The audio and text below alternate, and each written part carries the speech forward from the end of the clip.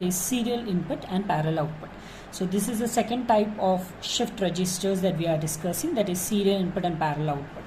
So what basically happens, serial input and parallel output, is the input that we give, we are passing serially, and the output that we are fetched parallelly. So the output that we get is parallelly. So this is what about serial input and parallel output is. So let's understand this operation by using the block diagram. So we have considered a 4-bit serial in and parallel out. Why we can say 4 bits? Because we are using 4 different types of flip-flops. So the number of bits that we are using is directly proportional to the number of flip-flops that we are using. So now let's consider 1011 is the input that we are using, which you are giving a serial input 1011, and the output is taken parallelly. Okay, so similarly you are giving one clock pulse, you are giving the same clock pulse to all in order to maintain the synchronization. So now let's see, and why we are using these parallel outputs are used for the communication purposes. So let's clearly understand the operation with the block diagram of serial input and parallel output. So as we have already discussed that whatever the flip-flops that we are considering is a D flip-flop. So we are considering a D flip-flop. The reason why we are considering a D flip-flop is the D flip-flop will give whatever the input that you are giving, the same output will be given. Okay, so like if the D is 0, so the output will also be 0, and if it's 1, it's going to be 1. So this is how it's going to be operated. So that's the reason we are using D flip-flops here in the block diagram. So we are using 4 different D flip-flops. So coming to the operation, so when the first LSB bit is passed, so initially think the data that we are having is 0.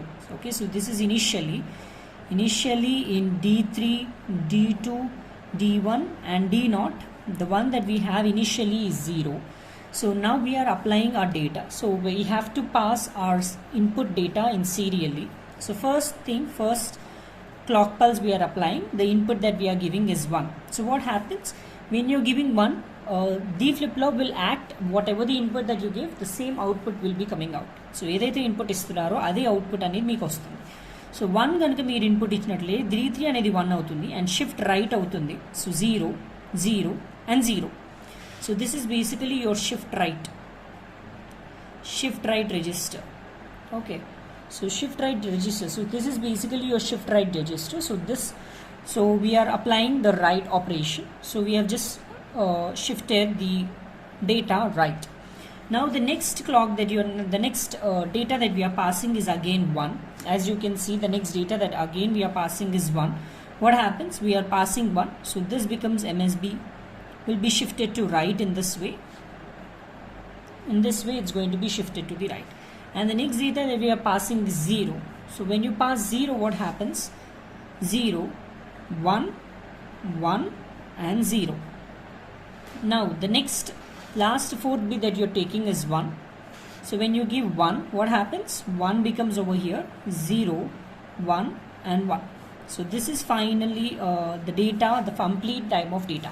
So how many pulses do we require to get the final output? We require 4 clock pulses. Okay, so we basically require 4 clock pulses in order to get the desired output.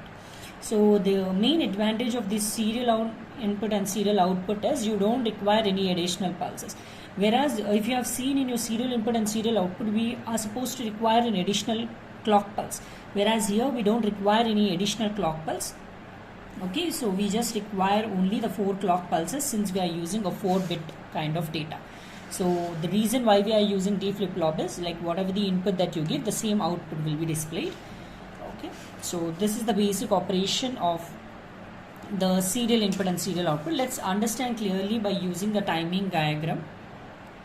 Coming to the timing diagram, at first we'll be giving a clock pulse. We know clock is nothing but a square pulses that we are applying. So this is basically your clock. So what will be the output of Q3? You can see it's 1, 1, 0 and 1. This is the Q3 output that you can see. This is your Q2 output, this is your Q1 and this is your Q0 output. Yeah, so what happens basically? So next coming to the Q2 you can see the output is initially 0, it's 0.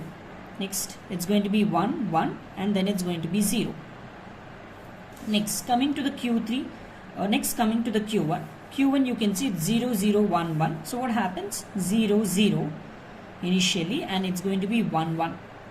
Next, if you see the Q0 output, the Q0 output is in the form of 1 0 0 0. So what happens? 0 0 0 and 1.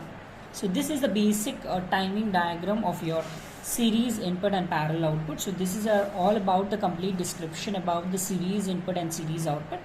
In the next class, we'll be seeing the third type of your shift registers, that is parallel input and series output. We'll be seeing in the next video lecture. I hope it's clear. Thank you.